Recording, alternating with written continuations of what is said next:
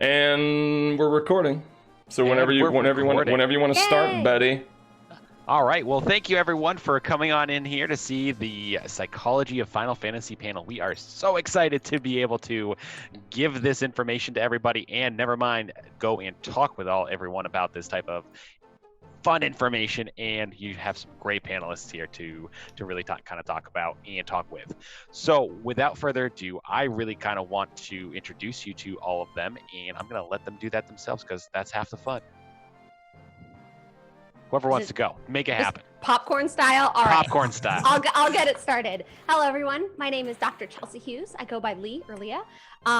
Currently, I work in strategic advisory at Riot Games. So I work in industry. Before that, I worked in mental health in college counseling centers. However, the reason I'm here today is that I'm super passionate about video games, love Final Fantasy, and I'm going to be talking with you all about trauma in the series.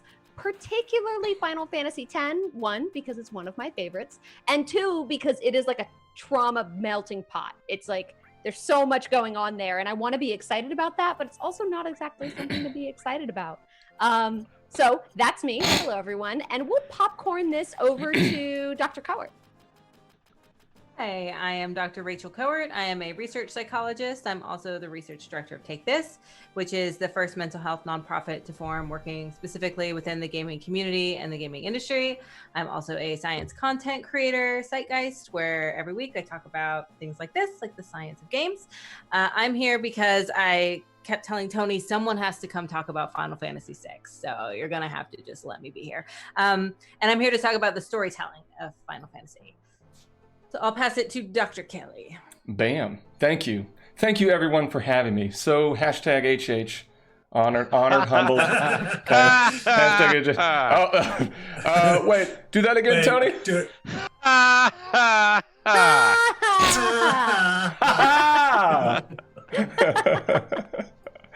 And then it's just going to be a slow to turn it on and off. My name is Dr. Ryan Kelly. I'm a psychologist and co-founder of Geeks Like Us. It's a community-based media company that focuses on celebrating and showcasing unapologetic enthusiasm and helping people turn their passion into careers. I wanted to write for Final Fantasy largely to talk about how memories and our identity are used in this series, as well as memory loss. And I do overlap a lot with Dr. Hughes, with Leah, because trauma does tend to be the reason that happens. But I'm so glad to be here. We're very excited about doing all this. Yeah. And now I guess to, if I'm going to to Steven. Catch it, yeah. What's up, everybody? I am Dr. Emory Stephen Daniel. I am an assistant professor at Appalachian State University. I'm also the marketing director at Geeks Like Us, so please give us a visit. I am on this panel mainly because I get to keep the uplifting stories of Final Fantasy, since Dr. Anthony Bean always gives me those topics. So I will be talking about cognitive dissonance, parasocial relationships, and genocidal cults within Final Fantasy X. Again, uplifting. Yeah, happy topics. Happy times. You gotta do the ha ha ha with that. Come on, Mr. Doc. Gonna be nothing but Titus giggles the entire. Pretty much, yeah. That's it. 20 minutes of this minutes of this panel is just going to be that. That is accurate. Correct. We also have Melissa Huntley, who's coming in from Japan through a recorded video already. So we have that prepared as well. But before we kind of get started on all that fun stuff, we kind of wanted to go over the idea that we all love Final Fantasy so much that we had to just talk about all the cool psychology portions of this type of game and across the entire series and genre, that it really gives us an empowerment figure of who we are and how we play. So to give an idea, like, we have tons of different topics that we have talked about within the book that you can see in our fun little clip there to my yeah, I went right. Yep. I went the correct way. And like, say, existentialism with VV, spiritual environmentalism through Gaia and Heidegger, characterization of trauma, which we know we're going to get into really cool stuff with Leah in that, Heidegger and technology, which we're not going to talk about because that's going to go over all of our heads, a group bonding and the formation of groups and why it's important through Gestaltism, which is a really, really cool chapter. Story structure, feminine warrior. I mean, the topics are really endless. And kind of with all of that, we really, really had a fun time basically just going through all of the different games and saying, this one fits into this one explains this area, this psychology aspect is also part of this. We're like, holy crap, our minds are blown. So now we're going to blow everyone else's minds with this book as well, as we do, especially, Dr. R. Kelly blows us all minds. I do. Our minds. I was going to let that go. I want it to be known that I wanted to say something, and I didn't, because I'm an adult now. I'm a man. Now, as of last week. Literally just now, and it's gone. Very fleeting. So it's a perfect segue into, I think, Melissa's stuff on talking about gender subtypes and other types of subtypes within the Final Fantasy character building as well. So without further ado, I think we're going to let we're going to see Melissa and let her do her thing. All right. Coming at you from Japan. And I worked with Dr. Wind Goodfriend on a chapter in the Psychology of Final Fantasy. Our chapter was on gender subtypes. And this is kind of a subcategory of stereotypes. But before I get into that, I want to talk a little bit about why we chose this topic and why we chose to do it with Final Fantasy. I have always really loved Final Fantasy. It was a real core part of when I was in high school and on those long summer vacations and just putting hours and hours into these endless RPGs. And the reason that I loved Final Fantasy was because there were so many different characters to choose from. And in a time where there weren't a lot of female characters to choose from as playable characters in video games, I really appreciated how there were just many different types of people. And so, for example, in Final Fantasy X, the one that I put the most playing time into, you could make a party of all women and it would be great. And you had your thief character and Riku, and you had, of course, the summoner and Yuna and your black mage. And just, it was a really nice experience for me as a young woman playing these games to have that option to make whatever parties I did want to make at that time. And of course, the game does guide you into making certain parties because of their abilities and the bosses, but that's just true with all kind of games. They're teaching you how to play the game itself.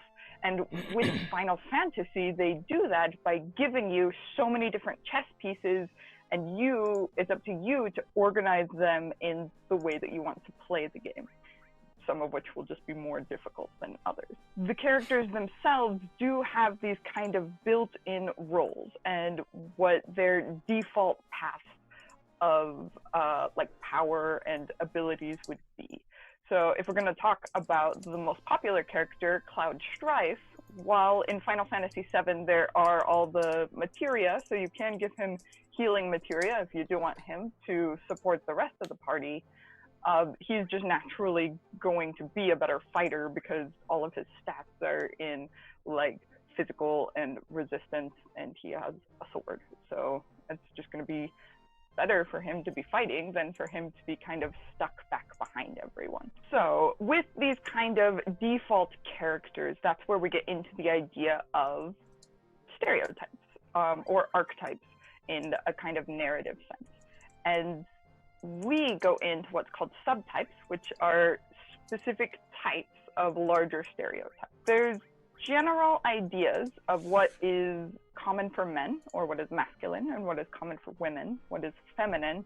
But because we all meet different men and women every day, our definitions of men and women aren't like one single thing. So just the men in my life, I have my father, I have my husband, I have some of my students, I have my neighbors. And because I just interact with those different people in those different roles in my life, I have different ideas of what a father is like, and what a male neighbor is like, and what a male partner is like. Everyone has these kind of more nuanced ideas of gender subtypes. This kind of idea that all men are exactly the same cookie cutter is just a bit unrealistic. And Final Fantasy does a very good job of not making cookie cutter characters. You do have different men, different kinds of men, physically different kinds of men. You have larger men, smaller men, and they have different jobs, either like ranged fighters, or you do get some of the magic users. A lot of them hold swords, which is pretty typical. And then the same is for women. You have the healer is usually a woman. We'll get into that later. But you have other magic users. You have like the thief kind of character is usually a little bit more dexterous and a little bit more slight, one could say. And so we get into what some of these kind of subtypes of men and women are. An example of that is for men and women, there's kind of a typical parental figure. So like a mother figure. This is what a lot of people will know as the mom friend of the group. This is the person who's going to make sure everyone's okay, to make sure everyone's getting up on time.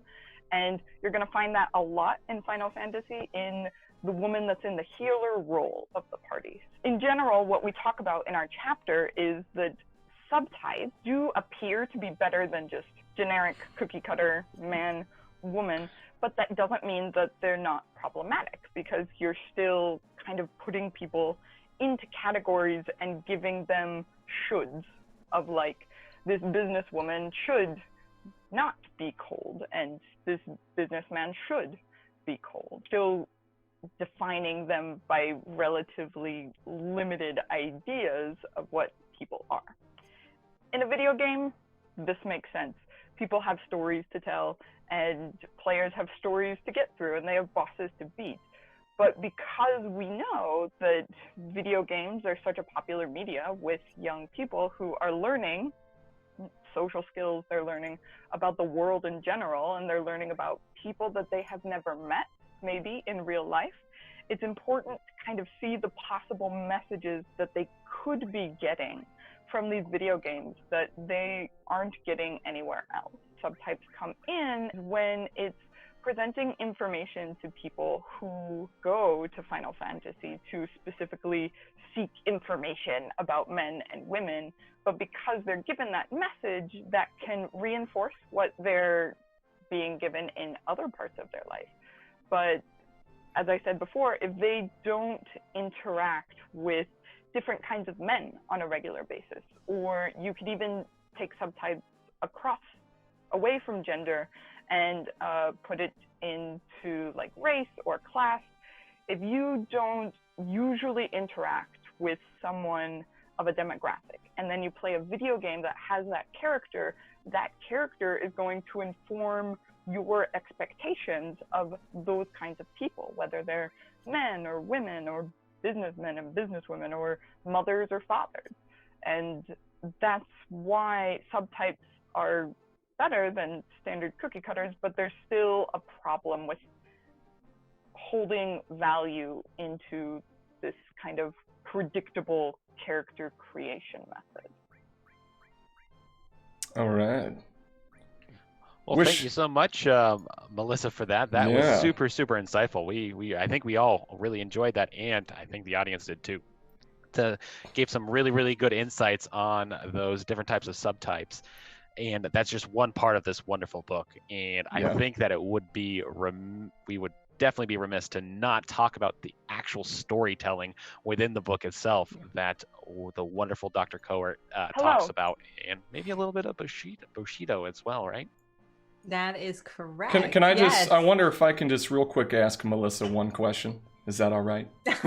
Melissa, the intricacies of what you just talk about, I think, are fascinating. How would you begin to propose that for a layman? Hello. Well, that doesn't really answer my question at all. You just said hello to me. I could do that for hours. I'll stop. That was awesome. I wish we could talk to her, but it's so great that she could provide that. She's super fun to talk to. I'm going to get rid of that. Rachel, please, as my shenanigans end. The storytelling. Yes, so we can't talk about Final Fantasy without talking about its storytelling, both in terms of its structure and in terms of its content. So Final Fantasy takes a bottom-up approach to storytelling, where the character development is the main focus of the story rather than the overarching conflict. So this structure allows for the development of plot lines of individual characters long before you know what the major conflict is or plot twist, or before you learn about the genocidal cults. Like, really, you get to know the characters first. And this is unlike Western storytelling, where the conflict is typically disclosed at the beginning and the narrative revolves around resolving it. So the example I like to give is Skyrim. You find out there's a world eater dragon and you need to kill it, and then the plot revolves around that. Whereas Final Fantasy, you spend a significant amount of time learning about the characters before you learn about what the conflict is or how they're going to come together. So this storytelling is called a Kishanun Tetsu. I listened like 100 times to a pronunciation. That could be wrong, but I tried. A Kishanun Tetsu structure. And it comes from Chinese, Korean, and Japanese narratives. And has 4 components. So there's an introduction, where the characters and the setting and the situation are generally established. Then there's the development phase, which is really an expansion of the introduction. You might meet other characters, you might change settings, but no major plot changes occur. And then there's a twist, where the story takes a turn into a seemingly separate situation. It's not necessarily a conflict. It could be a shift in setting. It could be a shift in focus. And then there's the conclusion, which is the part that resolves all the acts, including the overarching conflict becomes resolved. So in Final Fantasy VI, told you I was going to talk about it. The ultimate conflict is with Kefka, right? He's the primary antagonist, but there are several other climactic moments leading up to the battle. There's Terra's transformation into an Esper, magical being. There's the murder of Science family. There's the attempted suicide of Celis. You potentially lose Shadow and Mog. So there's all these other elements happening. There's the opera scene, of course. So this kind of structure creates a space where the players feel invested in and integral to the success of the characters, while saving the world is always, the end goal in a lot of RPGs. What truly resonates in Final Fantasy are the characters and their relationships to each other. And I also want to make a point about game design, because Final Fantasy is used in a third-person perspective, and that really contributes to this kind of storytelling and the parasocial relationships. I know Dr. Daniel's going to talk about that, that we form with these characters. So with the focus on the narrative rather than the overarching conflict, we're like this outside force influencing the interaction between these characters, which again, in contrast to Skyrim, where you are the protagonist, you're in the first-person perspective. So what Final Fantasy has done is creating spaces where the player feels integral to the success of all of the characters. It's contingent upon what we do. And this is also very remarkable because the first Final Fantasy came out in 1987. And all my cohorts are of a similar age. So we were playing games at this time, and the other titles were Double Dragon, good game, I still and own Punch that Out. one. Yeah, right. Also and Punch good Out, also a good game. But these are obviously vastly different from the wild worlds and fantastical worlds of Final Fantasy. So this focus on collective relationships rather than an individual's fight for glory. This is not just a byproduct of their storytelling, but it's also one of the ways in which it provides transnational insight, which is what Dr. Bean was alluding to, because it also carries these themes of Bushido, which is the way of the warrior in their narratives, which is loyal, duty, and honor. So while centrally it's about good and evil, saving the world, many characters struggle between doing what they think is the right thing to do and doing what they think is their duty in this inner conflict to maintain their honor. And Cloud is the perfect example of this. I'm sure many of us, myself included, shockingly, because I have zero time to play games, is playing the Final Fantasy remake. And he's a great example of how he has this inner conflict over doing what is right versus doing what's expected of him as a soldier turned mercenary. And Terra, again, in Final Fantasy VI, she also expresses uncertainty about what she should do because she used to be in the primary antagonist army, but now she wants to help the allies against him. And it's not just the main characters either. All of the supporting cast also generally show these themes in their dialogue. So again, in 6, Edgar, who is the king, he publicly maintains an allegiance with the ruling empire, who is the antagonist army, while he's secretly providing rebel and support and aid to the rebel group. So throughout the game, his dialogue and his actions really center around his inner conflict between what do I do as king, what is the right thing to do, but what's like really the honorable thing for me to do as like a human in this world, seeing these horrible things happen. And then there's the role of women, which I have to talk about at least briefly, because it also reflects the Japanese culture. And many installments of Final Fantasy have strong, competent female players. We have Terra and Celis in 6. We have Yuna in 10. We have Lightning in 13. And this was so far ahead of its time, having women as powerful, competent leaders that show agency. They have leadership roles. They're not defined by their costumes, which, you know, has historically been the case, especially in the fantasy genre of games. And if we look at Japanese culture, the first ruling empress of Japan reigned in 593 AD. And, you know, in Western and United States, we still haven't had a female president, so we're a little bit behind. So the use of female characters in these games really reflects the cultural emphasis that they put on women as leaders. So taking all of this together, the bottom-up storytelling, the elements of Bushido, what they've created are these timeless stories that stick with us because we spend, you know, like 100 hours getting to know them and getting to love them. And we're not playing these games as ourselves, but we're like investing our time and energy in these relationships of these other people.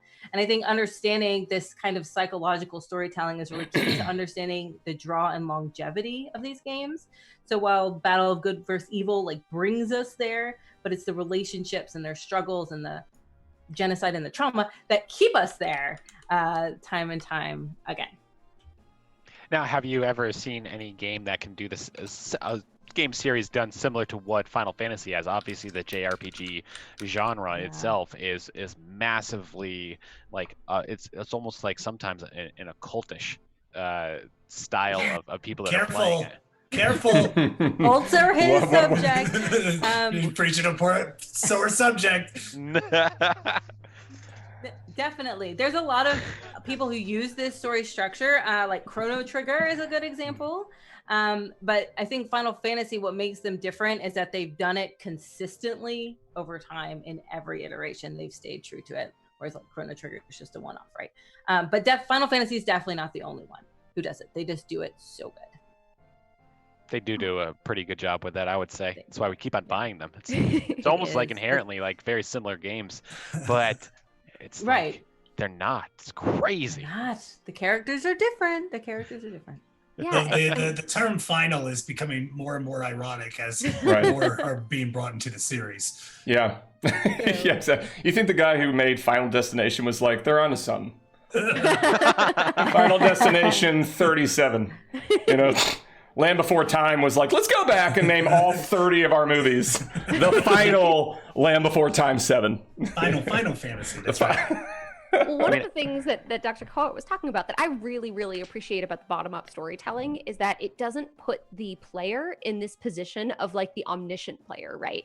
Who knows all of these things that are happening, who's basically watching kind of, in a way, their little pawns go through an experience that we're already privy to. One of the things I love so much about it is that,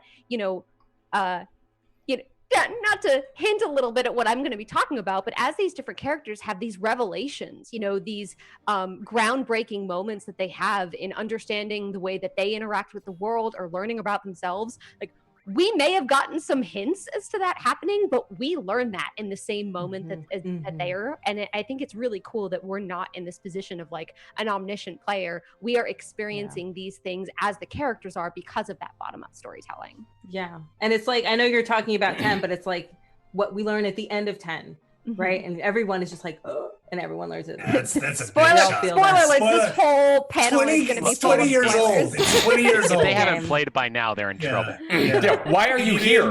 Why are you watching us if you haven't? Do you know what this is? Ryan, they just wanted to come see. Right.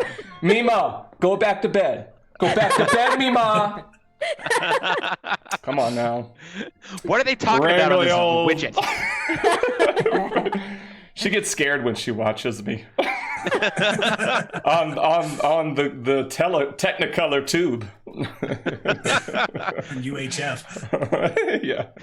These are things that are powered by radon tubes still, right? That's right. That's correct. It kind of brings us into a good segue because of cults, where we talked about to put Fusro Doc over here, Dr. Emory. That was my segue? That was your segue. The cults, because we had give you all the really fun things to talk about, in part parasocial relationships too, because you have tons of experience with that. I do. That just means I don't have many friends. I'm just kidding. So first and foremost, I mean, and it's interesting to kind of piggyback off what Dr. Kowert was saying with social presence and feeling like you connect with these characters, and that's a very common theme. But in the bigger umbrella, there's social presence and there's also spatial presence.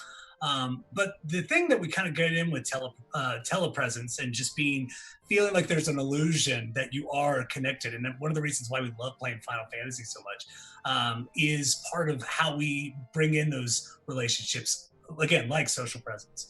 But to that point, yes, Tony does give me a lot of dark topics. When I wrote a chapter for Psychology of Legend of Zelda, I got the 5 stages of grief from Majora's Mask, the Kubler-Ross model, and now I get genocidal cult. So there you go. But it was something that Dr. Bean said, I want you to write about something about religion in Final Fantasy. And I was like, that's almost every game. 6, 7, 8, 10, 12, 15 tactics. I was like, okay, we got to narrow it down a little bit.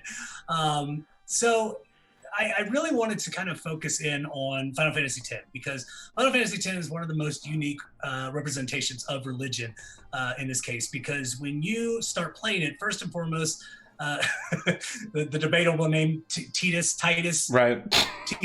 It's a debate every time. Titus. It's Titus. Just stick with Titus. That's we'll fine. go with Titus. Money. Yeah. Tito. I'm sure Money. this will come up in the chat plenty of times, but it is what it is. When you first awaken and go to Besaid as Titus, you are immediately welcome. Well, actually, I wouldn't say welcome, because like as soon as you come in, there's an older lady that goes, "Stay away from the senator." But it's you can. Mima, really go back to tell- bed. Mima. Go back to bed, Mima. That's Mima right there. That's Mima. Gonna hurt But yourself. it is something that you already understand where Yevon comes in, and this is it's a cult in an instance here, where it's a deliberate killing of large groups of, particularly dealing with people who don't worship Yevon, and this is people who use Machina in this case. It's a decimation of the Ronzo. It's the destruction of Albed's home, and it's the general treatment of the Albed as well. Because I mean, Waka's a racist. I mean, they blow up home, and he's like, "Don't think of it as your home being destroyed. Think of it as happy little fireworks." And that's a real line that he says to Riku, which is awful.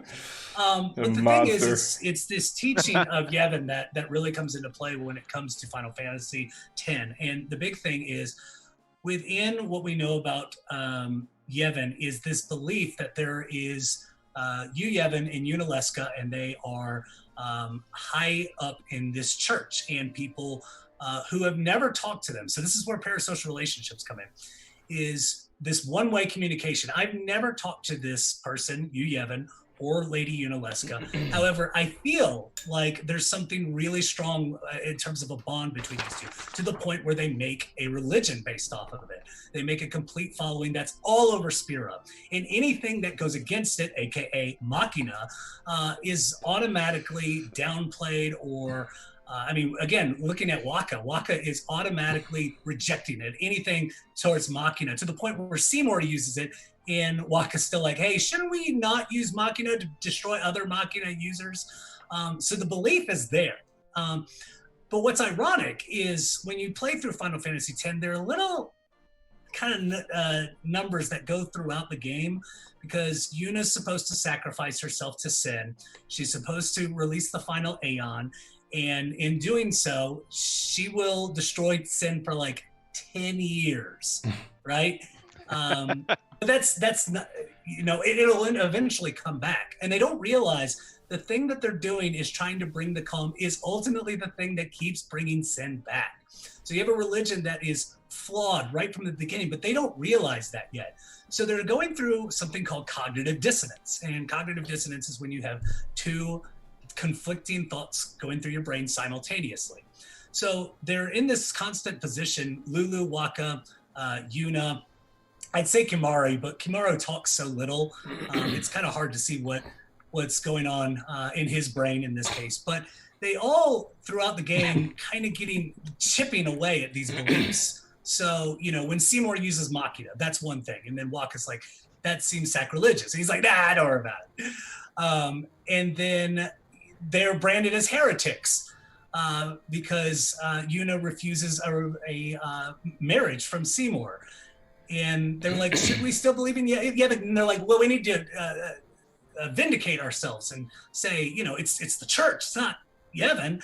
And it's not until the final moments when and again, here comes the big spoiler, is when you meet with Lady Unaleska and she goes, by the way, there is absolutely no atonement. Do you think you can absolutely get rid of all Machina? I know. And it breaks Lulu in half. I mean, she is just like, you said if we were to go through complete atonement, sin would be gone and out of our lives for good. And Unaleska's like, no, that's not it at all. And it's only then that all the Scooby-Doo gang of Final Fantasy X kind of get it and say, we need to do a different route. Even though what's interesting is you've got characters like Riku and Aran and Titus who challenge these traditional beliefs in different ways. Riku is very much stop, think about it, listen, but she doesn't really have a defense as to why, except for I'm part of the Albed, you're not, and we need to kind of clash on this. But it's good to have a dissenter. Aran's been through it before. He's been down this road before. So he has a little experience, but he kind of lets Una go through it a little bit. And then Titus, again, or Titus, he just tries to challenge everything. Let's just pause for this. Say Titus, you're probably right. Yeah. You're probably right. It comes up so much, but we're going to accept you regardless. What it does come into is, again, these parasocial relationships, how we feel about religious cult leaders. So, I mean, you can look at a lot of different famous cults as to why this happens. People have these relationships that aren't actually real, with Jim Jones, Marshall Applewhite, and Bonnie Nettles with Heaven's Gate. Shikiro, I don't know if I'm pronouncing that right. These are all cults based on this idea of following somebody. And this is where I think Riku has one of the best lines is, shouldn't you start thinking for yourselves and try to challenge that belief? And so that's where cognitive dissonance consistently breaks down. And it is one of the reasons why I liked writing this chapter, is because I feel like there's something to be said for how do we understand beliefs and how they can be positive things, but they can also be something that's extremely hard to break down if they're dangerous. Because again, it takes an entire 60 to 70 hour game for everybody to go, maybe we should find another way to beat sin. And that's kind of how it goes. And I just want everyone to crystallize this moment that he said he did like enjoying writing about this, so you can't use that against me any further, okay? Yeah, support our cult on Patreon. I mean, it's literally recorded now. It's on record. It is on record. Yes. That's my chapter. I loved writing it, even though it is super depressing. I'm going to have to get a positive chapter next time. Aren't you gonna? You're good at writing the depressing ones. It's like right in your wheelhouse. What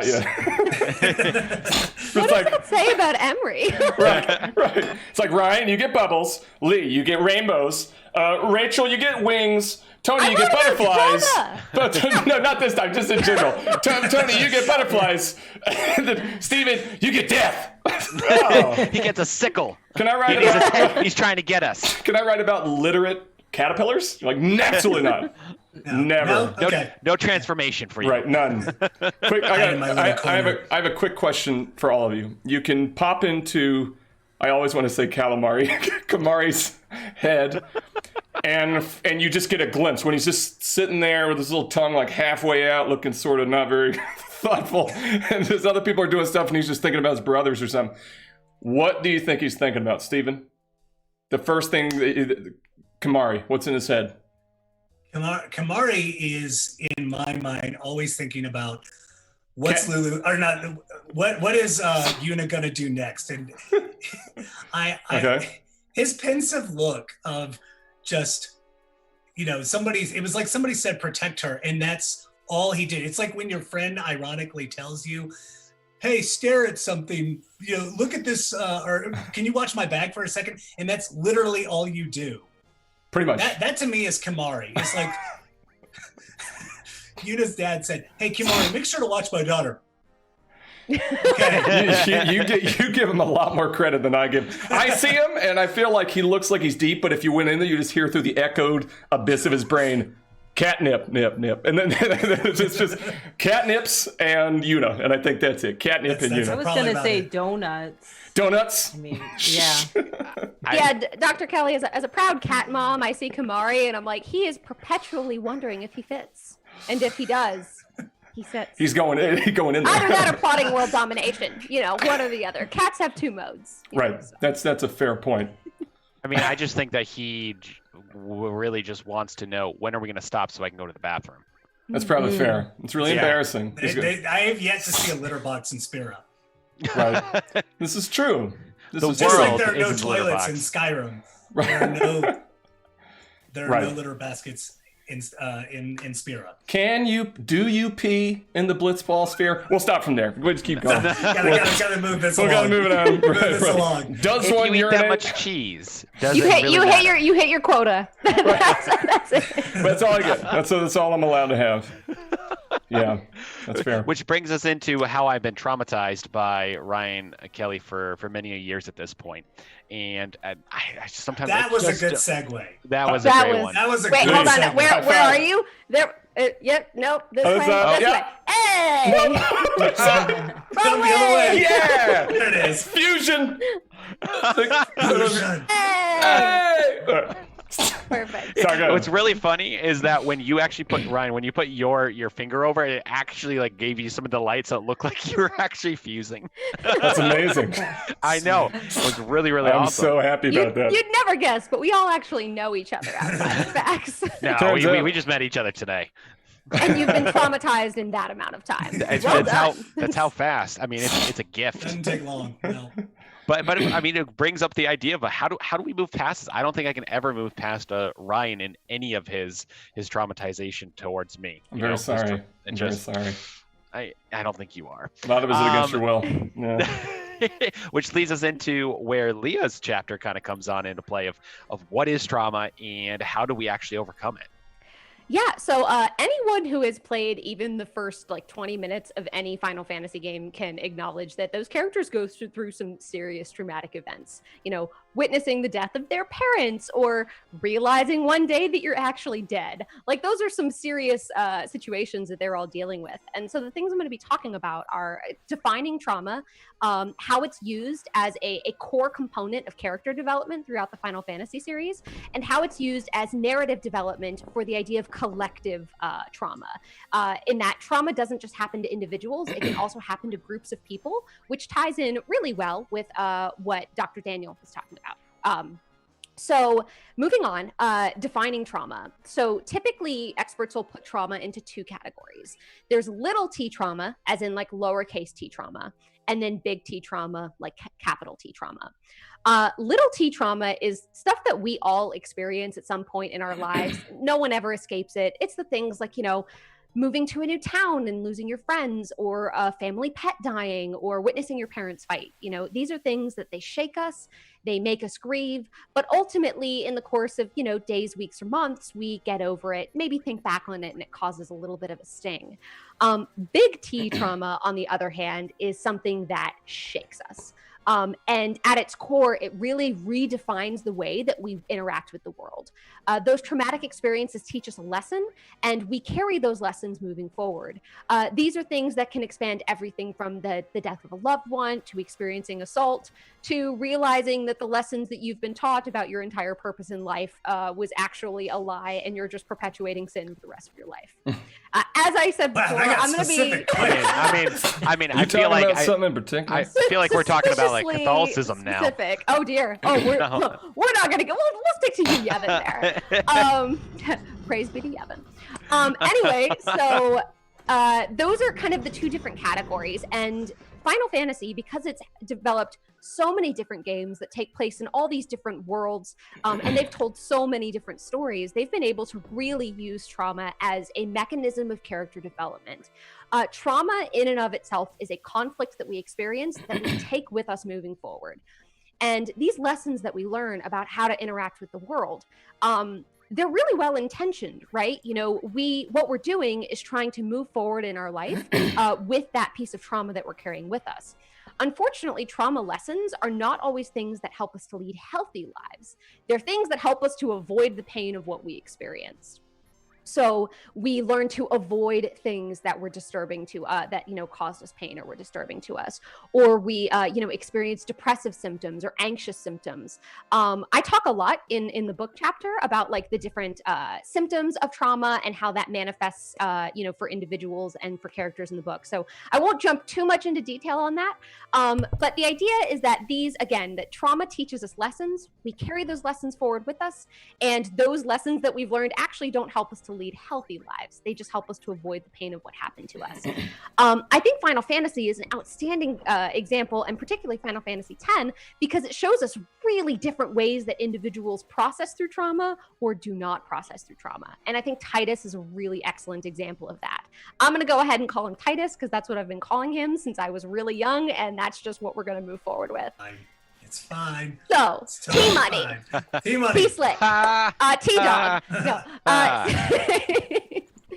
So Titus, you know, he has a father, you know, Jecht, who's like this absolute celebrity. Everyone loves him. But Titus knows the truth, right? That he is an abusive father. He is abusive to the mother and to Titus as well. And when you have a parent like that, often, as Titus did, individuals grow up believing that they're incapable, right? Titus couldn't protect himself. He couldn't convince the world of what Jecht really was. He couldn't protect his mother. So when Titus wakes up in the beginning of Final Fantasy X, he is still that kind of person who's carrying with him those trauma lessons of, I am incompetent, I am not capable, I cannot save the people that I love. And Titus's story isn't just about defeating sin. Titus's story is about learning the lessons and learning to counteract the lessons that he learned from sin / his abusive father. What he learns throughout the entire storyline is that he is competent and he is capable, and that he is capable of protecting the ones that he loves, you know, essentially. So Titus is a really great example of that process that he goes through. And it's interesting, you know, Dr. Kelly's going to talk a little bit more about amnesia, but one of the major, one possible consequence of trauma is amnesia, right? Which is essentially you forget what happened to you. It's an avoidance symptom. You basically erase the memory of what happened. And trauma itself, it's not just the conflict that it creates, but that particular symptom of amnesia is actually really critical for Titus. Because can you imagine him waking up and like some kind of, I don't know, Deus Ex Machina comes down and is like, hey, by the way, you dead. Like, you're not real. Like, his character was... And game over. His character was not ready to receive that information. He needed an entire game's worth of character development to be able to hear that information, process it, and put it to use in a meaningful way. So Titus is a really great example of a long and arduous journey of overcoming trauma. And then we get to one of my other favorite characters in Final Fantasy X, Seymour. And I know there are a lot of people who are like, why the hell is that your favorite character? Okay, so Seymour seems like a real jerk, right? That's like essentially his character. That's in your chapter, isn't it? I literally wrote the words, Seymour seems like a real jerk, and of all the publications I've ever done in my life, that is my favorite sentence I've ever written.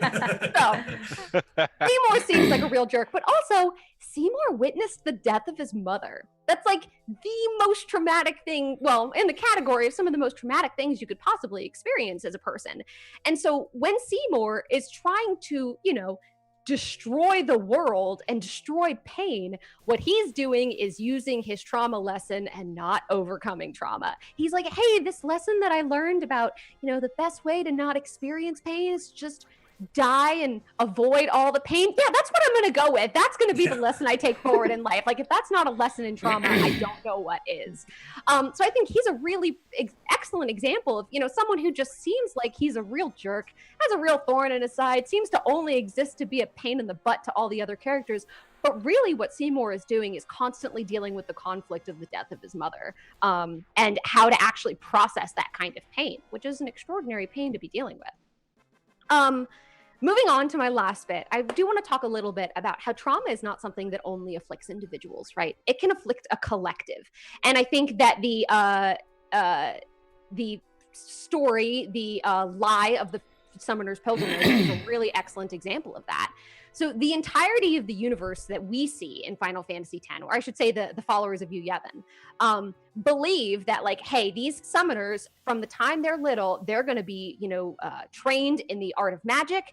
They're going to grow up, they're going to get their posse, and they're going to go kill Sin, and that's going to be what happens.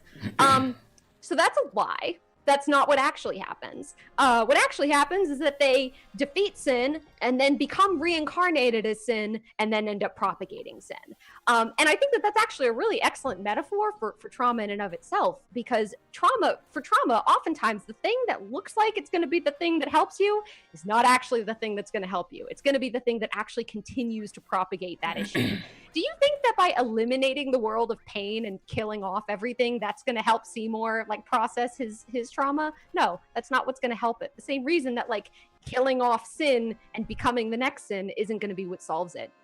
So basically, the entirety of the followers of Yu Yevon are duped, right? They have been presented with this lie, and they continue to engage in this unhealthy behavior, which ultimately ends up propagating that lie and continuing to force it onto the next generation of summoners. It isn't until these individuals, this group of people of Titus, Yuna, Lulu, all of them, turn around and say, there's got to be something different that we can do here, something that's actually going to conquer this in its entirety. And so by looking at the path that seemed like the one that was the one they were supposed to take and challenging it and choosing a new path, what they do is they break the cycle of trauma, and they end up being able to essentially save the world from the propagation of that. There's a lot more details in this. I read the chapter before we did this panel, and I'm like, I want to talk about all these things, but I can't. So not that this is an advertisement, but if you are interested in more of this, you should totally pick up the book, because we get to talk a lot more details about really heavy trauma. Oh yeah, wait. Oh, it's for you, straight up. Yeah. You don't have to worry about this one. By the way. Awesome. Yeah. I think that it's a really good way of what you kind of explain trauma in the book itself, but also the way that you just kind of explained it to everybody else, is because what a lot of people don't seem to understand is trauma can come in a lot of different forms and cause a lot of dysfunction in our lives in lots of many areas, including our cognitive ability and our memories. Oh my gosh, it's almost like we don't know who's coming next here. There, Dr. R. Kelly.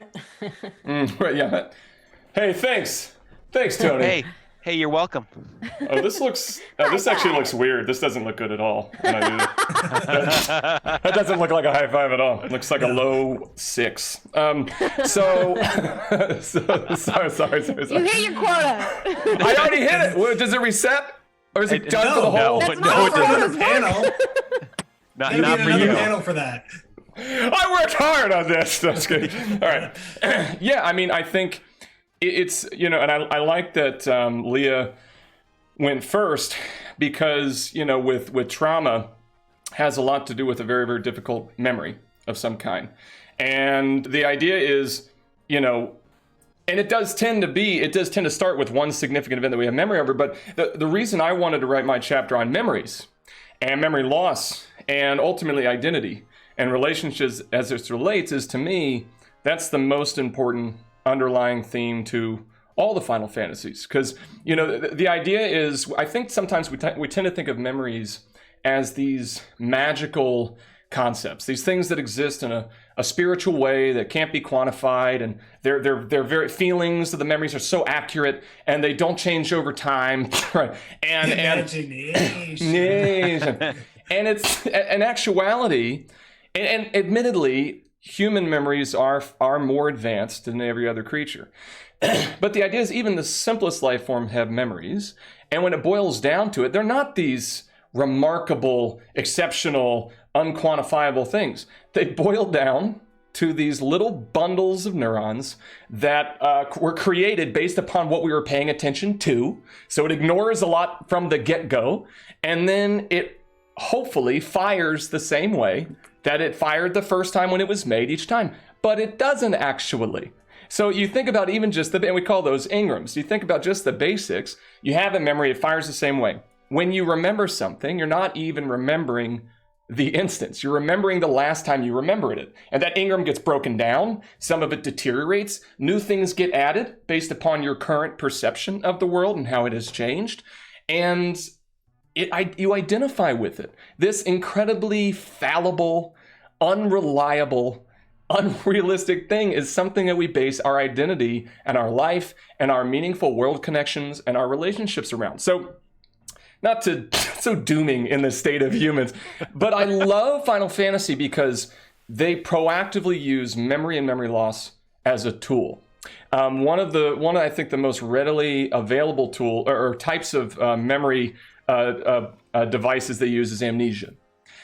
Over 13 of the main entries have amnesia, whether it be a retrograde amnesia that is because of a TBI, like in Final Fantasy VI for Rach over there, or if it's more of a dissociative amnesia that is because of a trauma, like I'm going to actually be the first to say his name correctly, Tidus.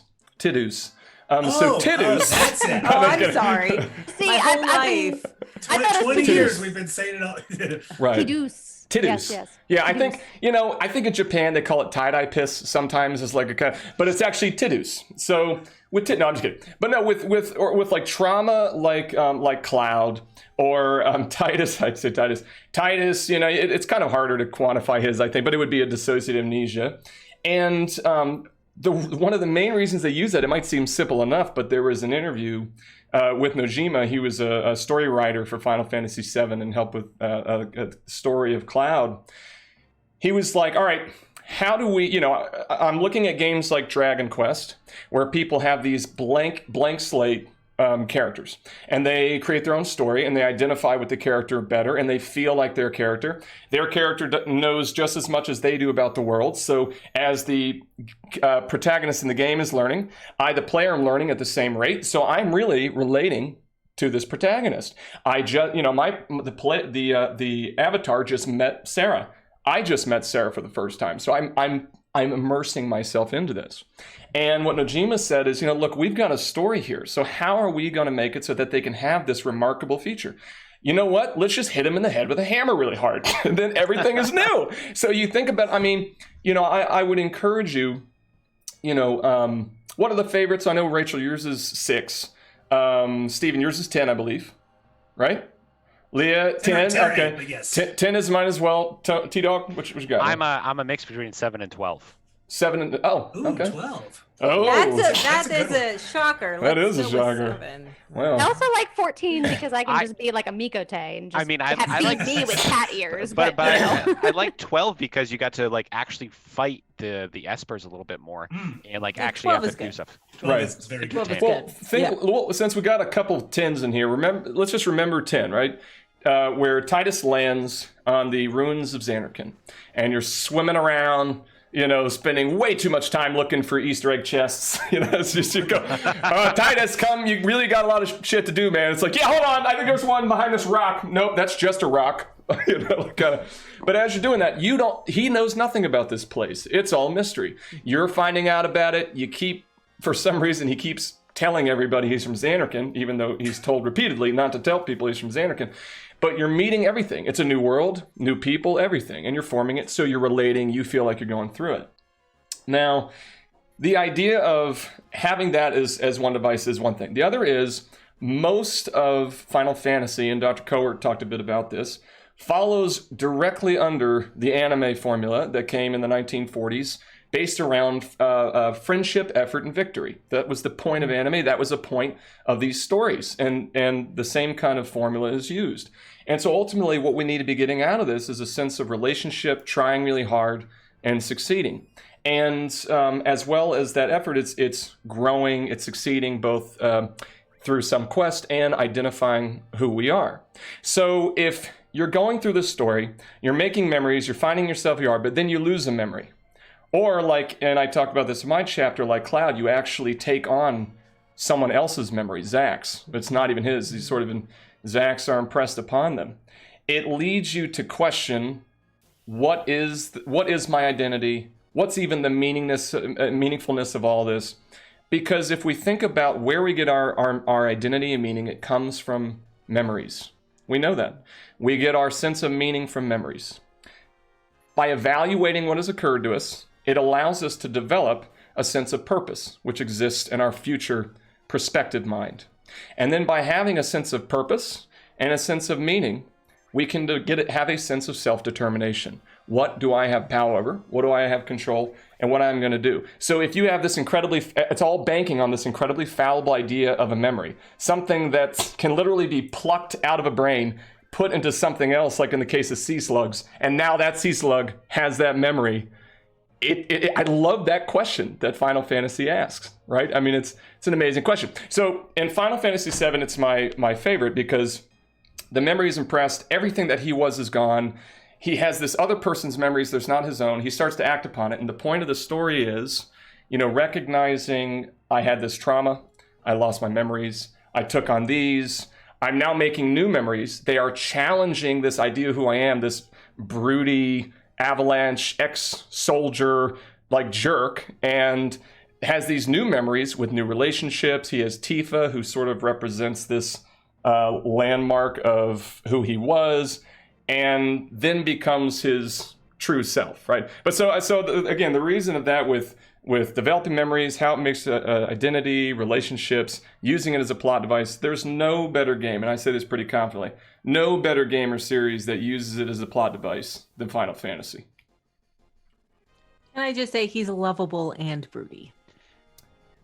He is lovable by all. At the beginning? There's a whole genre within like adult, young adult novels that really indexes heavily on the lovable broody. For sure. Yeah.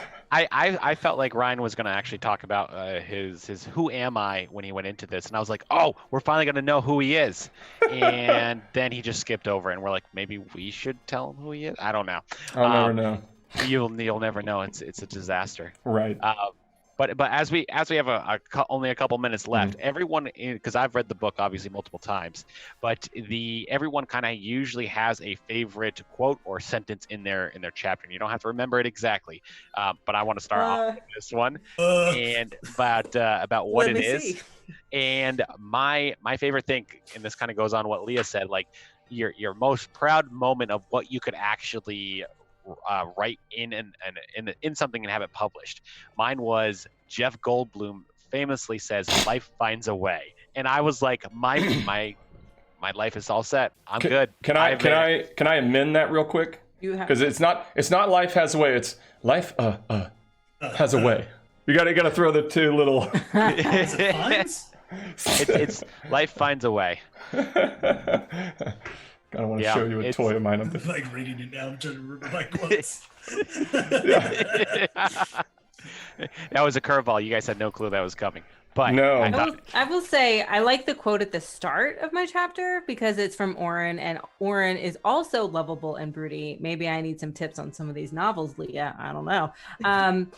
Now is the time to shape your stories. Your fate is in your hands, which is like the epitome of Final Fantasy stories. The fate is in our hands as players, and also Oren, lovable, broody, awesome.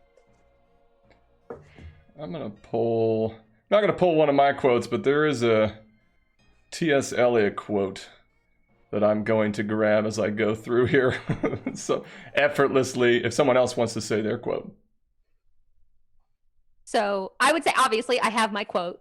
Seymour seems like a real jerk. That's a solid one. But I would say like the troll in me is delighted by that quote. But I think in this chapter, one of the things, that I'm really proud of with this is that it's not just meant to be kind of this exploration of Final Fantasy. It poses some questions that I think all of us have to ask ourselves at some point in our lives, So not trying to therapize everyone, promise. I don't know if therapize is a word, but I'm making it one right now. It is now, if not. It is now. It has been done.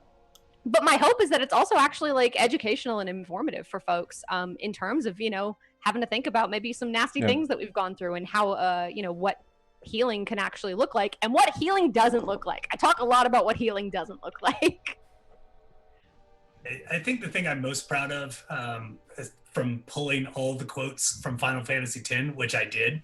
And I think I sent Leah all the quotes that I had at one point. But I think one of my favorite things about it was my initial quote as well from Telos of saying, Yuna keeps dancing. People die and Yuna always dances. When will she ever stop?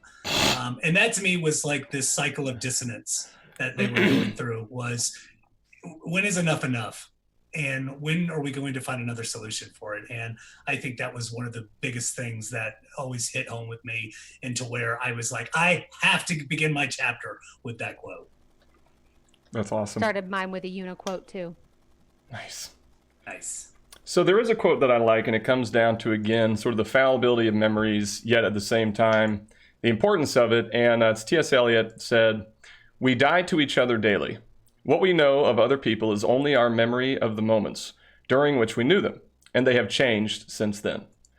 It's just an idea. We really put a lot of meaning into these fairly fallible things, and it's nice to, it's certainly nice to do that, but it's more important to have sort of this internal consistency and concept to build upon.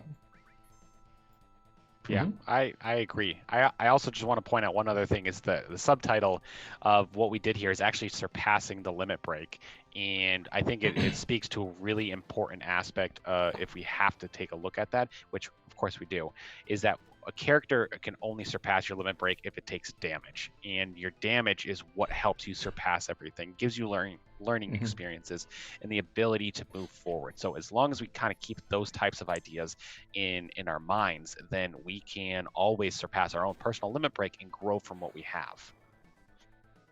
Plus, credit goes to Fusro Doc for the subtitle on this one. Nice. Stephen, buddy, I did not know that. Oh, you big boy. Through Leah's brain 5. Oh, wait, I gotta, is it There this we way? go. You gotta go down a little bit. Hold on, wait. Can I do this and extend your hand? Oh my God! Can we try that real quick? Wait. Oh I God, gotta this is not gonna work well. All right, ready? You gotta tell me what's happening. And no. Rachel, give me a high five. That's too difficult. No, don't make me do that again. That's too difficult. Far too difficult. This is what everybody's gonna take away from this panel. They were giving each other high fives through the street the entire time. Poorly at that. Also, Emory seems like a real bummer of a dude. Yeah, my gosh, he's so depressive. Yes. He already said he had no friends. Let's that is accurate.